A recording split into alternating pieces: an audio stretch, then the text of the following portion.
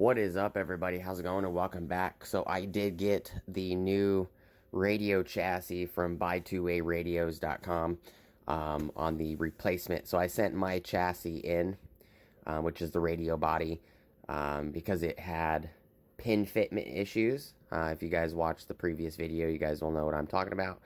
On the 3.5 millimeter speaker jacks, there was no pin retention, and there was an issue with the power cable.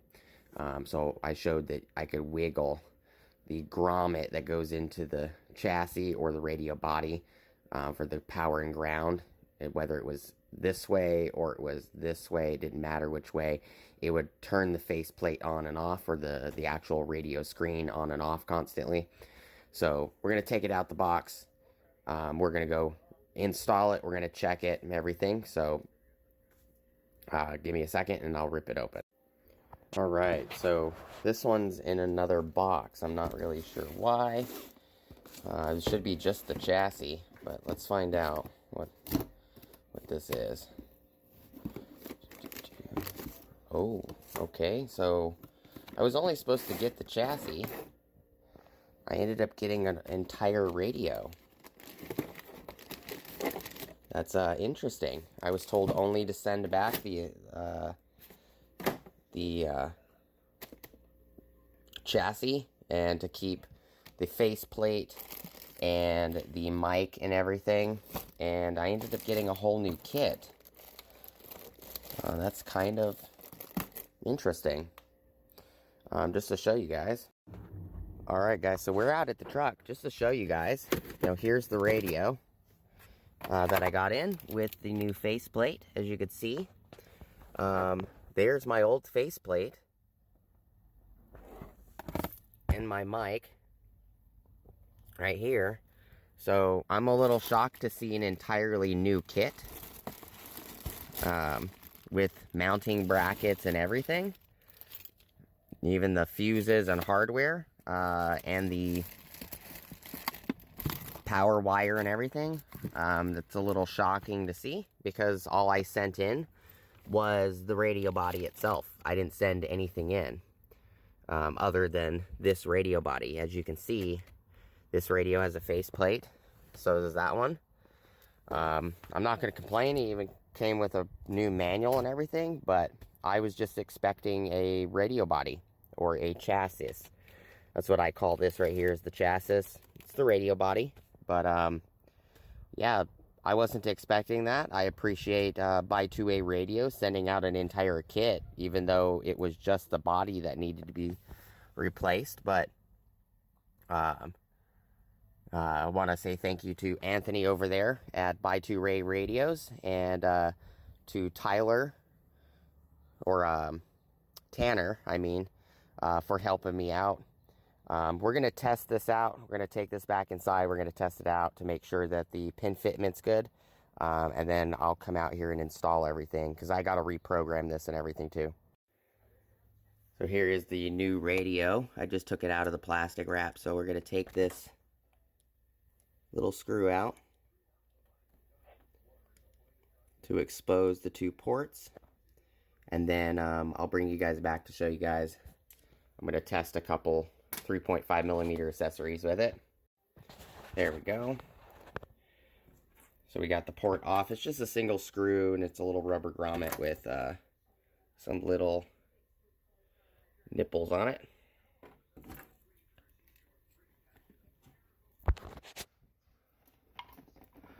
Oh yeah, that's a lot better pin retention.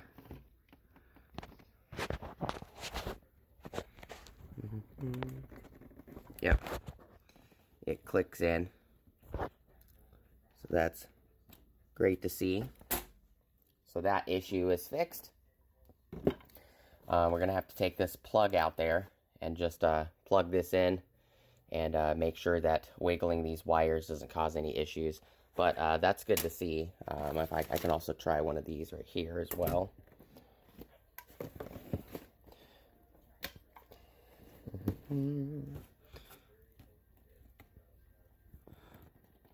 Yep.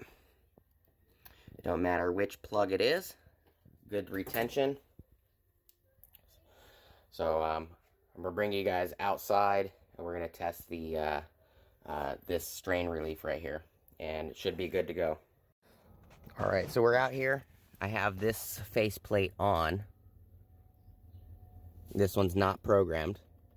0, 0, 0, 0, 0, 0, 1. So the issue is not the strain relief, like the other radio. I can move this, and I'm gonna change the view. There we go. It just went off. I think it's this plug, because if I move this plug, of course now it's not doing it. Oh.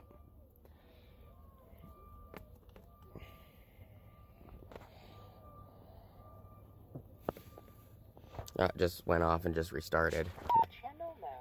It's got to be this plug. Yeah, it's this plug. I just squeezed the plug together and it turned off. Yeah, it's this plug. So that's it. That's an easy fix. I got to fix the retaining pins in this plug. So these pins are too wide open. They're not holding any retention. But this radio is fixed. So this radio having better retention, I can actually see the pins. You guys may be able to see the pins too. There are pins in this one. So there is nice retention on the speaker wires, which I have everything here for my faceplate that's already up here. I'm going to take this faceplate off and just remount that one.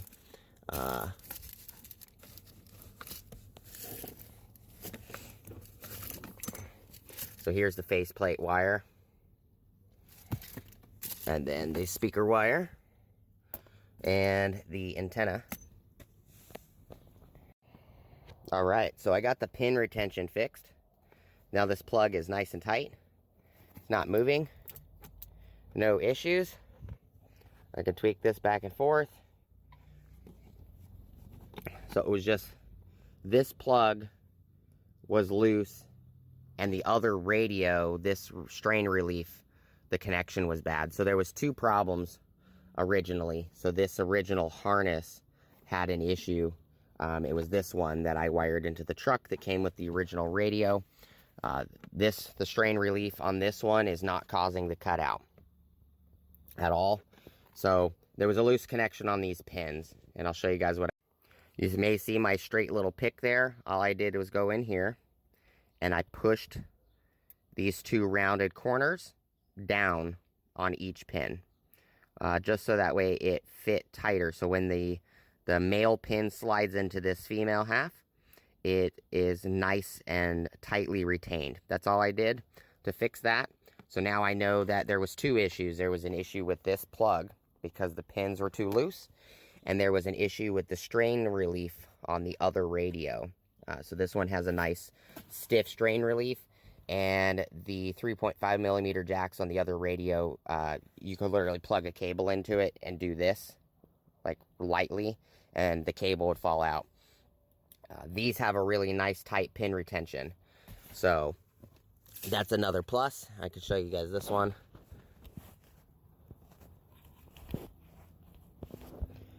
Nice, stiff, tight pin retention.